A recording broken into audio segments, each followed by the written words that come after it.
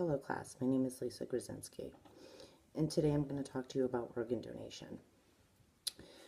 The reason I chose organ donation is because I know someone who received a donated organ. I'm going to tell you about him today. My friend Jay, that I've been friends with for over 30 years, was diagnosed with cystic fibrosis at birth. According to the Mayo Clinic, cystic fibrosis is an inherited condition that affects the cells that produce mucus, sweat, and digestive juices.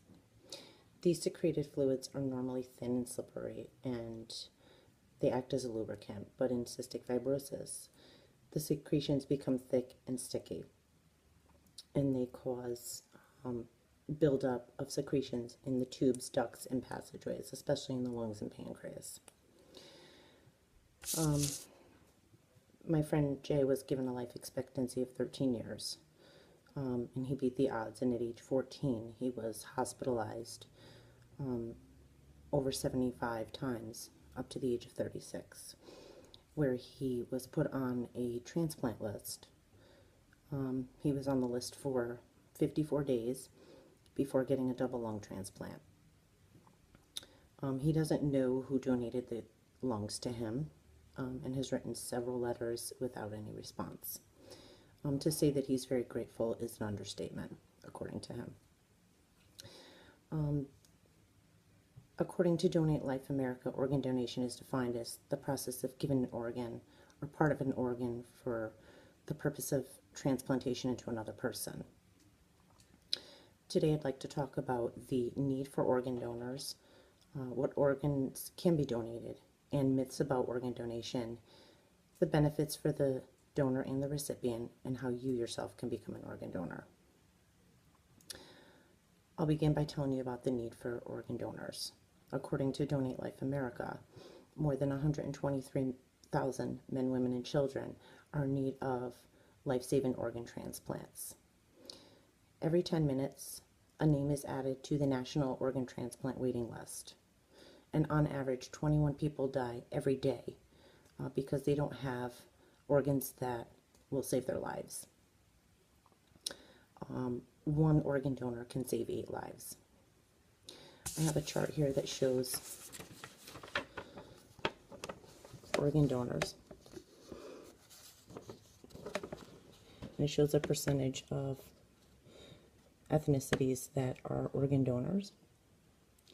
And as you can see, Caucasians are 43.7% of the organ donors. So there is a need for more people to become organ donors.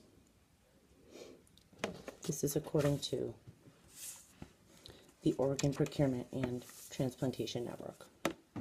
I also have another chart from Donate Life America that shows the total number of transplants in 2012, which was almost 30,000. The total number of donors in 2012, which was only about 15,000. And currently on the waiting list as of 2013, almost 80,000 people, which is a lot of people. Now I'm going to tell you about the organs that can be donated. According to the U.S. Department of Public Health and Human Services, the parts of the body that can be transplanted are the kidneys, heart, lungs, liver, the intestines, and the pancreas. Organs cannot be stored and must be used within hours of removing from the donor's body.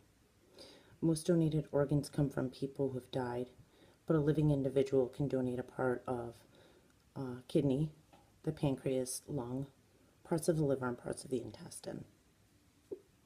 Body tissue can also be donated, such as cornea, the middle ear, skin, bone, cartilage, veins, heart valves, tendons, and ligaments, which can be stored in tissue banks. Also, healthy adults between the ages of 18 and 60 can donate stem cells. There are 3 sources of stem cells. Those are peripheral stem cells, which circulate through the body's bloodstream. There's also stem cells from bone marrow, and there's also stem cells from umbilical cord blood of newborn babies, which are found to be rich in stem cells. According to the Hastings Center, most donated organs now come from people declared dead on the basis of neurological criteria, which means there's absence of brain activity. Brain activity comes after cardiopulmonary death, which is cessation of heartbeat and breathing. Now we'll talk about myths associated with organ donation. The first myth is that people think that if they're ever in a life or death situation, the doctors won't do whatever they can to save their lives, and feel that, they would like to just use them for organ donation. But that's not true, because the doctor's main concern is to save your life, and most doctors don't even know you're an organ donor until after you are declared neurologically dead. So that definitely doesn't happen. Another myth is that most religions don't allow organ donation. Most religions do allow organ donation, like Catholicism, Mormonism, and Judaism. If you're unsure if your religion allows organ donation, you can just ask your local clergy. Another myth is that an organ donor cannot have an open casket at their funeral. That's not true either. Just like if anyone had surgery, it's an incision, and usually when you are at your funeral, you are dressed for burial, so there will be no signs. Another myth is that if you're not in great health, that you cannot donate organs. Some of your organs may be in better shape than others, but if your health is not very healthy, or your heart is not very healthy, you can still donate your skin or other tissues, or even stem cells. Another myth is that people think that the family will be charged for removal of the organ for donation. The donor will not be charged, because they will only be charged for the efforts to save the person's life. No other charges will incur for removal of organs for transplantation.